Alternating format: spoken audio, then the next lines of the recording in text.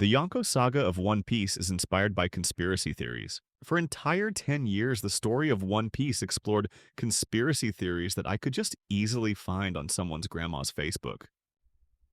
Since Eiichiro Oda, being a mainstream writer, uses these theories, they have to be popular enough in Japan. This video discusses conspiracy theories for the purpose of literary analysis. The creator of this video does not endorse these views and does not attempt to incite ethnic hatred. Let's start and unpack these inspirations in One Piece. The central goal of Luffy's journey from Punk Hazard through Dressrosa and finally Wano was to stop the production and distribution of artificial devil fruits known as smile fruits infused with animal DNA.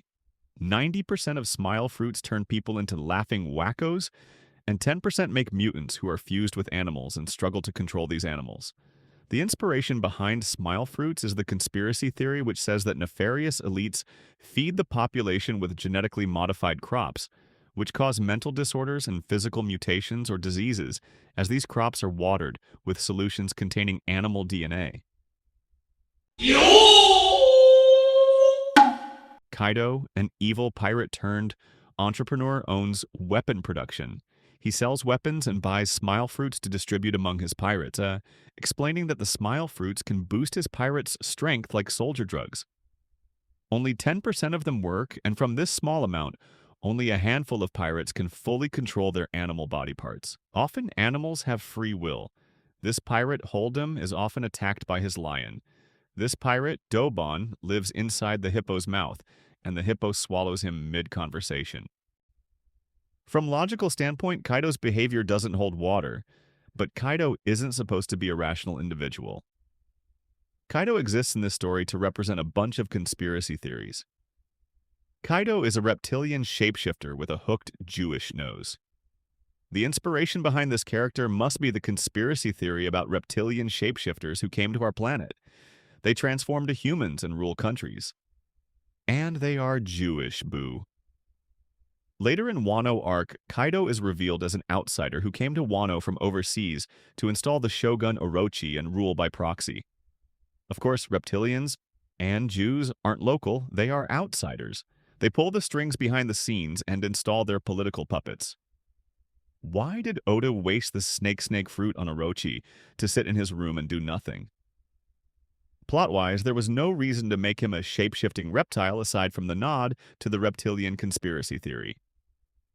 The outcome of the arc is the most ironic. Reptilians Kaido and Orochi get replaced with another reptilian figure, Momonosuke. Fake revolution, nothing changed, reptilians still in power. Foreign politics-wise, the borders of Wano are still closed. Internal politics-wise, beast pirates are still in Wano. They even have a decorated base. Speaking of Wano country, one conspiracy theory goes that nefarious elites try to reduce the population by adding hormones or some type of poison in water supply. This theory stems from centuries-old accusation that Jews spread disease by poisoning water. Waters in Wano are contaminated. We saw that Tama drank river water, fell ill, and Suru cured her with herbal medicine. Kawamatsu ate poisoned fish from rivers, and it was said he survived only because he wasn't human.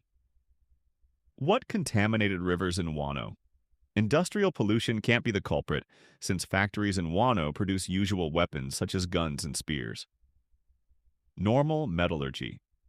Metallurgic slag doesn't poison water, and hence water was poisoned deliberately, which means that evil reptilians Kaido and Orochi poisoned rivers to undermine public health.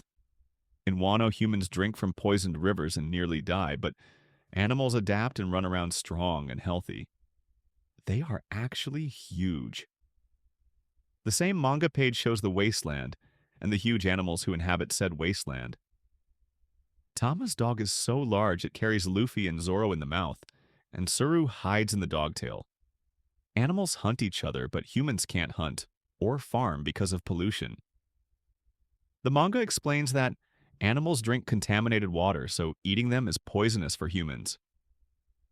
In Wano, humans can't adapt to the same environmental challenge, as if their bodies are very different from animals.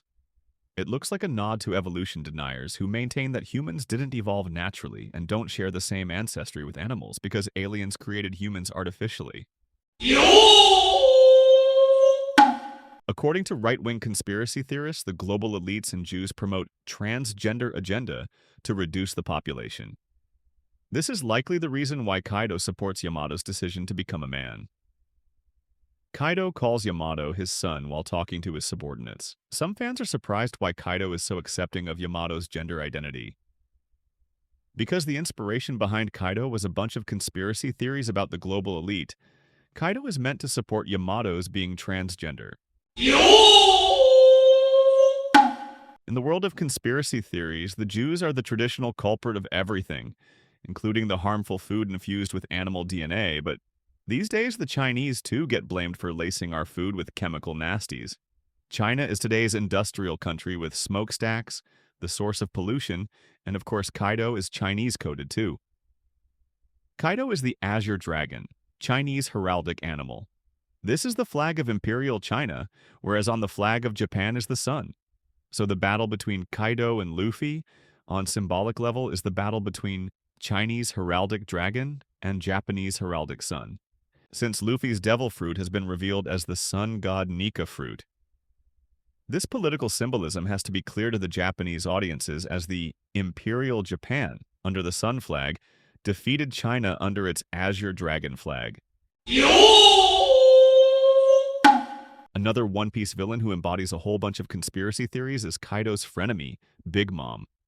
Herself, her empire, her crew, her mentors, their behavior and design are very recognizably based on conspiracy theories about global elite.